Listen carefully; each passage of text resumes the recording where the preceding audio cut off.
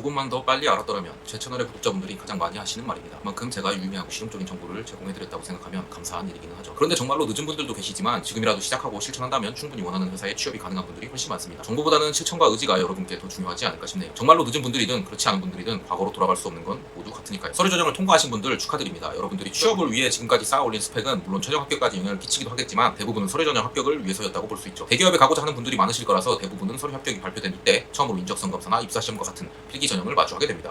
어떻게 준비해야 할지 막막한 상태로 하루하루를 지내다 시험날이 다가오게 되죠. 저도 처음에는 그랬습니다. 여러분의 경험을 통해 체득하기 전까지는. 그렇다면 나도 몸으로 부딪히며 탈락하는 수밖에 없나? 라는 생각이 드실 수 있겠죠. 이번에도 마찬가지로 대기업 생산직 취업 관점에서 인적성 검사와 입사 시험으로 나타나는 필기 시험의 영향력과 대비 방법에 대해 정리해드리고자 합니다. 내일 모레 시험을 앞두고 계시거나 특정 회사만을 대비하기 위한 컨텐츠는 아닙니다. 특정한 상황에서만 통하는 뭐뭐에는 뭐뭐 해라 라는 유형 정리는 시험에서든 취업에서든 크게는 인생에서까지 큰 도움이 되지 않습니다. 일반론을 제시해드리고 여러분 상황에 맞게 직접 적용할 수 있도록 어떤 회사나 시험에도 최대한 통용되는 방법을 지금부터 알려드리죠. 끝까지 시청해주세요. 인성검사는 이미 대비 방법에 대한 컨텐츠를 올려드린 바 있습니다. 남은 것은 적성검사와 입사시험인데요. 예전엔 저도 그렇고 회사들도 명확하게 구분해왔는데 지원자들이 필기시험까지도 인적성검사로 퉁쳐서 부르더니 회사들도 크게 구분하는 것에 의미를 부여하지는 않은 것 같습니다. 저는 이 컨텐츠를 통해 여러분에게 조금 더 명쾌한 전달을 위해 문제의 형태나 물어보는 바에 따라 적성검사와 입사시험으로 별도 명명하겠습니다. 우리가 서로 이해하기 쉽도록 정의하는 것 뿐이니 구분 자체가 중요한 것은 아닙니다. 채용 과정에서 필기 형태로 치러지는 것들은 객관식이든 단답형이든 서술형이든 문제와 답의 형태로 구성된다고 할 수 있겠죠. 적성검사의 경우는 절대 다수가 사지선다 또는 오지선다 형태의 객관식 문제인 경우가 많고 필기 시험의 경우도 채점의 용이성을 위해 대부분은 객관식 문제로 구성됩니다. 그렇다면 제가 이걸 구분하는 기준은 뭘까요? 적성 검사는 지식의 양보다는 현재 가지고 있는 능력을 평가하는 경향이 크고 입사 시험의 경우는 지식 자체를 알고 있는지를 평가하는 경우가 많습니다. 칼로 자르듯이 구분되는 것은 아니고 상대적으로 어느 쪽에 더 가까운지 정도를 생각해 주시면 될 것 같은데요. 이게 준비하는 여러분에게 검사든 시험이든 문제를 풀어야 하는 건 똑같은데 저는 왜 구분하려는 걸까요? 서류 합격을 받고서야 대비를 시작한다고 하면 능력에 대한 검사는 당연히 단기간에 준비해서 고득점하기는 어렵습니다. 반면에 지식에 대한 시험은 여러분이 지금까지 해왔듯이 벼락치기도 가능하죠. 적성 검사는 NCS의 직업 기초 능력 평가와 유사하다고 생각하면 그나마 이해가 쉽습니다. 과거에는 IQ 테스트 정도로 비교하는 방법밖에 없었는데 공공기관에 NCS가 도입되면서 설명하기가 조금 용이해졌네요. NCS가 만들어진 2015년 이전에도 이미 민간기업에서는 SKCT나 CJCT, SSAT 같은 시험이 있었기 때문에 세상에 없던 것이 새로 나온 것은 아닙니다. NCS의 직업 기초 능력은 의사소통, 수리, 문제 해결, 자기개발,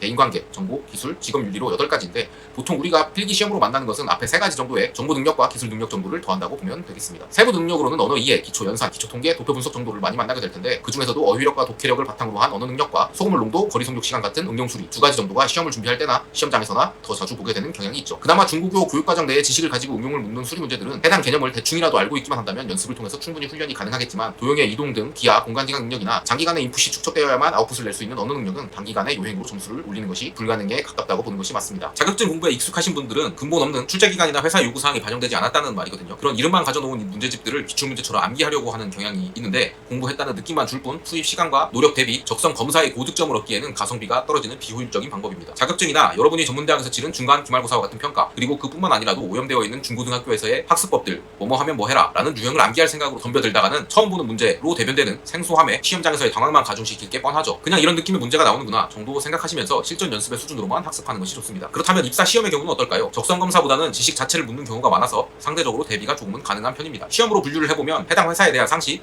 영어, 한국사, 물리와 화학 등 기초과학 등이 여기에 해당할 것으로 생각이 되는데요. 우선 영어 같은 경우는 평가의 난이도와 비용 측면에서 기본적인 독해력을 묻거나 어학성적으로 대체가 가능합니다. 한국사 역시 공인인증 시험이 존재하기 때문에 특정 회사가 아니면 시험 과목으로 보지는 않으니 지나가도록 하죠. 그렇다면 회사 상식, 물리, 화학이 남게 되는데요. 회사 상식은 공기업이나 역사와 전통이 깊은 회사들의 경우에는 출제하는 경향이 있습니다. 범위 자체가 넓다고 볼 수도 없고 알고만 있으면 쉽게 맞히는 부분이기 때문에 반드시 암기해서 준비하시길 권합니다. 물리와 화학도 단순 지식이나 공식의 암기 사항을 묻기보다는 형식으로나마 대학 수학능력 시험과 같이 응용력과 문제 해결력을 조금은 평가하려는 방식으로 출제할 가능성이 큽니다. 그럼에도 적성 검사보다는 지식의 영역에 더 가깝다고 볼 수는 있겠죠.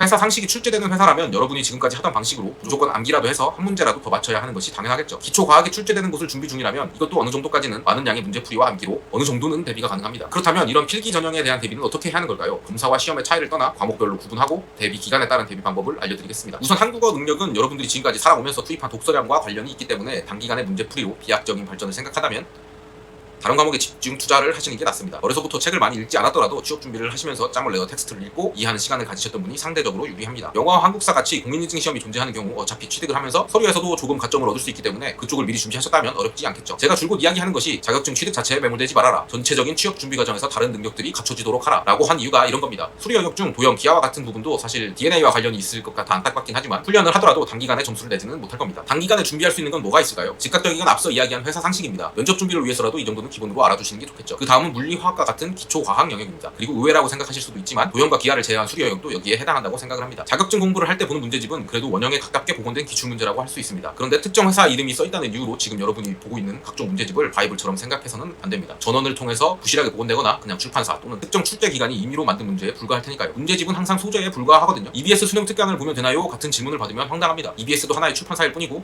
MB정부 때 사교육비 경감 대책의 하나로 EBS 문제집을 수학능력 시험의 소재로 출제할 뿐이지 질이 높은 문제집이라고 볼 수도 없거든요. 가장 우선해야 할 건 특정 문제집도 아니고 저 같은 컨텐츠 장사꾼의 말도 아니고 여러분이 지원한 그 회사의 채용 공고와 시험 안내 그리고 인사팀 등 채용 부서와의 실제적인 문의 질답이 최우선이죠. 그런 게 없는 상태라면 수리든 물리든 화학이든 어떤 것이라도 교육 과정 내에서 과목이 불려오게 된다면 국민공통교육과정이라고 하는 여러분이 어떤 학교를 다녔는지와 무관하게 초등학교 1학년 때부터 고등학교 1학년까지 배운 10년치가 시험 범위가 됩니다. 물리원, 화학원을 이야기하는 분들은 영 감을 못 잡는 것 같거든요. 과거에 실업계라고 불렸던 전문계고 출신들은 교육과정상 심화선택에 해당하는 사회탐구의 심화선택 과목과 과학의 원투 과목을 공부하지도 못하거니와 공부를 하더라도 수능에서도 직업탐구가 존재하기 때문에 소홀히 다뤄졌을 확률이 큽니다. 학교에서 말이죠.